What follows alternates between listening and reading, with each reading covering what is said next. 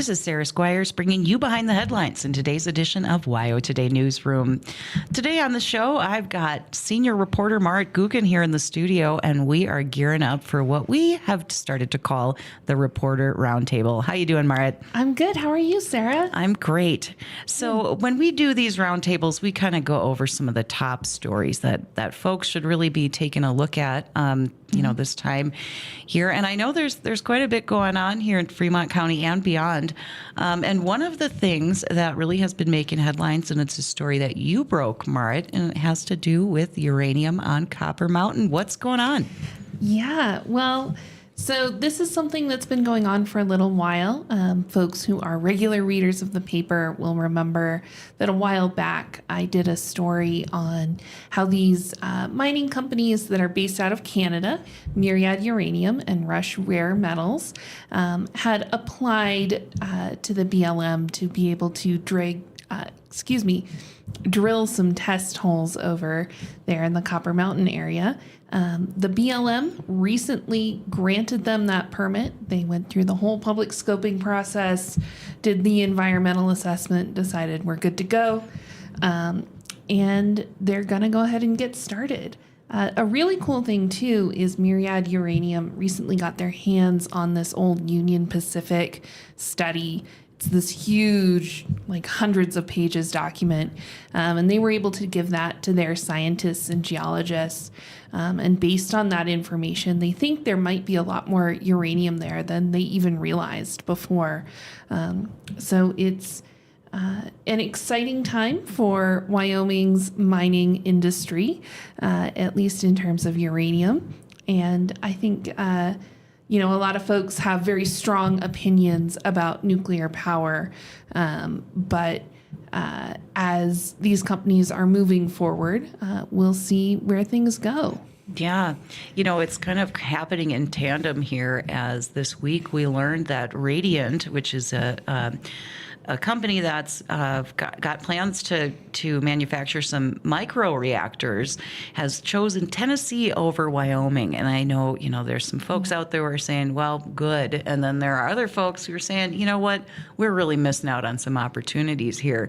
So what's the happenings on Copper Mountain are kind of, plowing away. They're going forward here as, our leaders sort of debate what role we want to play in the nuclear energy industry. So definitely interesting to keep tabs on what's going on with that. And, of course, what we should expect coming up on Copper Mountain. So thank you for that. This month is Domestic Violence Awareness Month, and there have been several events. We've had marches. We've got another march coming up later this month, and it's really aimed at bringing awareness to the domestic violence issue. And I think when we think about violence in our community, it's hard not to recognize how much of that is domestic violence. And of course, Fremont County has long had a higher homicide rate than other areas of the state.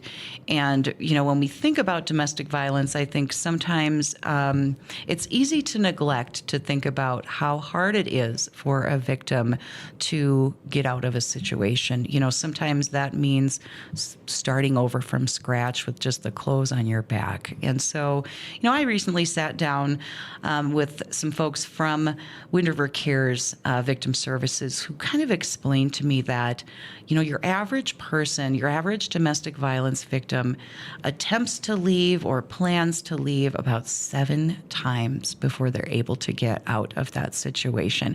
And during COVID, when everybody was kind of locked down, that rose to 9 times before they were able to get out of their violent situation.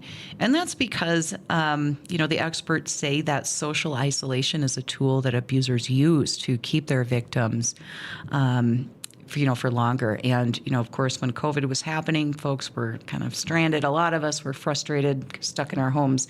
But victims of domestic violence were more so. I know that, a lot of us are seeing COVID as in the rearview mirror, but I think we're still trying to sort of shake that statistic that it's taking longer and longer to get out of those situations. So one of the things that's so important as we are raising attention and awareness of this issue during Domestic Violence Awareness Month is to really shine a spotlight on the resources that we have here.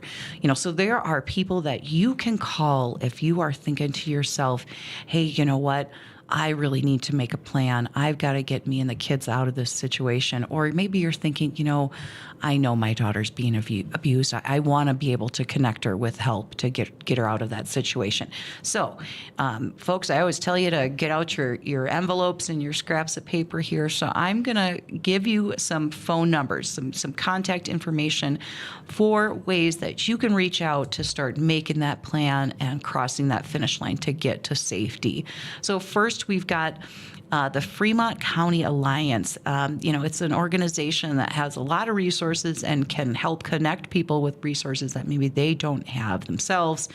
And that number is 307-856-0942. Then, of course, we've got Wind River Cares Victim Services. They offer a 24-hour crisis helpline, and that number is 307-840-1098. That's for tribally enrolled members and descendants. And then Eastern Shoshone Tribe also offers a victim services, and you can reach out to them at 307-438-3306.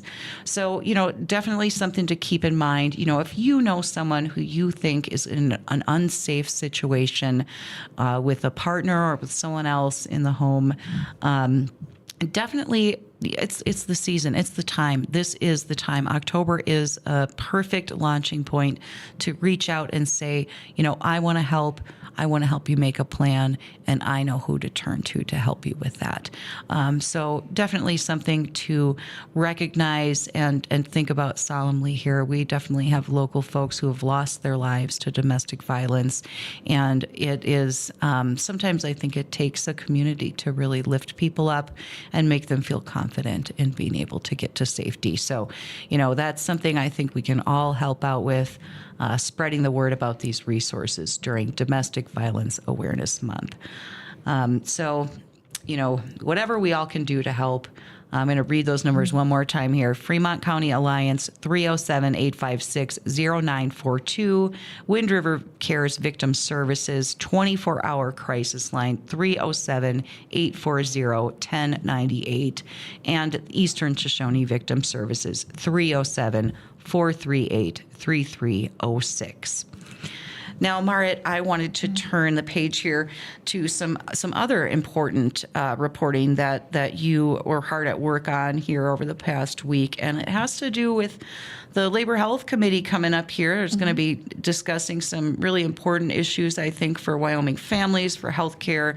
What are the things that committee is going to be examining here as they get set to meet, I think, today, right? Yeah, the Labor, Health, and Social Services Legislative Committee is meeting down in Cheyenne today and tomorrow. Folks, just because they're in Cheyenne doesn't mean that you don't get to be involved. You can watch them online. They take online comment. I believe you have to sign up in advance for online comment. So make sure you do that if you want to weigh in on any of these issues. They're going to be talking, they have some really important broad topics and then some more granular things. So they're going to be talking about maternity care. This is an issue that, I think most people in Wyoming are aware of, and certainly we here in Fremont County are very aware of, is the fact that many parts of Wyoming are these maternity healthcare deserts where, people have to travel really long distances to access maternity care. And, sometimes that can be dangerous or just unrealistic. If you think about parts of the state where maybe you're having to drive over a mountain pass or through an icy canyon to access maternity care in the wintertime, that's definitely a concern for us here. So they have a number of bills that are proposed under that. One of them is a Medicaid rate increase. There's one to do with Wyoming pregnancy centers. There's a Medicaid birth cost recovery repeal. There's something about Medicaid coverage for birthing centers, and then insurance parity for birthing centers. And then later on in the agenda, they're also going to be talking about hospital bankruptcy. And so that is not directly related to maternity care, but obviously, hospitals are a big part of that healthcare picture. Yeah, definitely. I think it was last year that WyoFile did some interesting kind of a series that took a look at maternity care or lack thereof in the Cowboy State here. And, that is an incredibly important issue to families. I think we've heard from folks, who live in different parts of the state who kind of delayed, the idea of having a baby because they just didn't feel confident in the services that were nearby.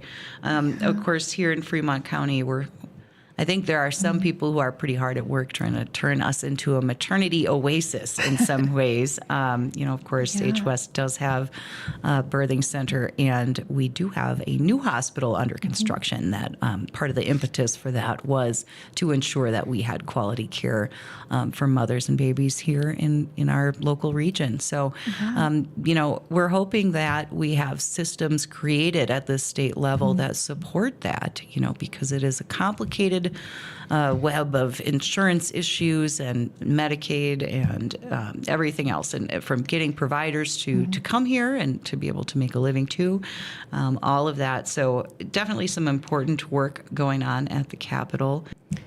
Further on down that agenda, they've also got, emergency medical services, which is a big issue here in Fremont County right now. We're having lots of ambulance conversations. They're also going to be talking about naturopaths and, that component of the health equation. They're talking about SNAP benefits, unemployment insurance, the Department of Workforce Services, and all these things that are really, really relevant for a lot of folks. So I would really suggest, go ahead, take a look at their agenda. They start at 8:30. So if you're listening now, this is the time. Take a look at that agenda, see if there's anything on there that is relevant to you and that you have strong opinions about that you think our legislators should be listening to. Definitely. We've talked about this before in the show, but, a lot of people think, the legislature's in session once a year for a little window there, and that's when they do their thing. But a lot of the most important and complex issues are tackled during what they call the interim.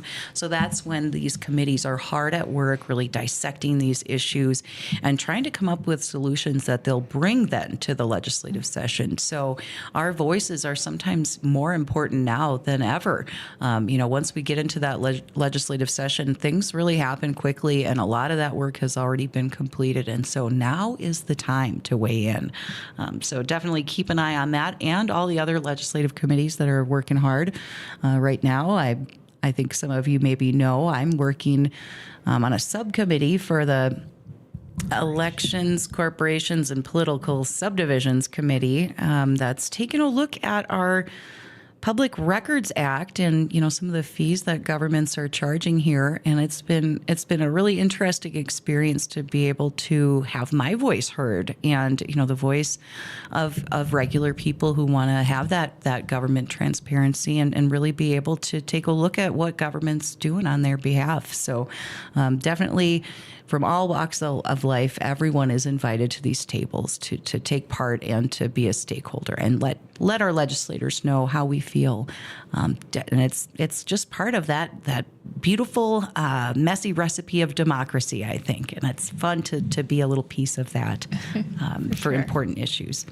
Now, before we go, Marit, I know you've got kind of like a personal window into an issue that people have been kind of chattering about online, and that has to do with the paving project going on Tweed Lane. What are your thoughts on what's going on there? I know you live in that area. Yeah, so this is a bit of a hot take, I think, maybe because, it seems like a lot of folks on Facebook would disagree with me, but, I live out in that area. I know Tweed Lane is a very dangerous road, and I know there, it doesn't have a shoulder, but the edges are in a really poor state for a lot of its length, and that really causes some dangerous issues for people on bikes or even just people in cars, and if there's someone walking, anything like that.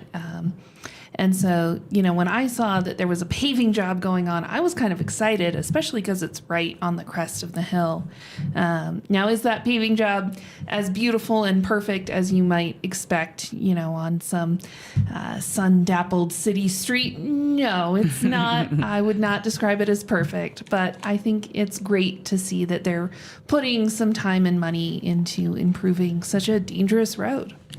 Yeah. Well, we need some solutions like that. I know a lot of partners kind of came to the table to take a look at the dangers and what the potential fixes were for that stretch of roadway. So definitely something underway right now, regardless of what your opinion is, that we're hoping that ultimately it will make it a safer road for folks, whether you're walking, biking, or driving it. All right. Well, thanks for letting me give my opinion on that, all important issue. Definitely. Well, I want to thank you so much for sitting down with us today, Marit. It's been great to go over some of these important headlines and kind of go beyond them. That's sort of the promise we make on WyoToday Newsroom. So thanks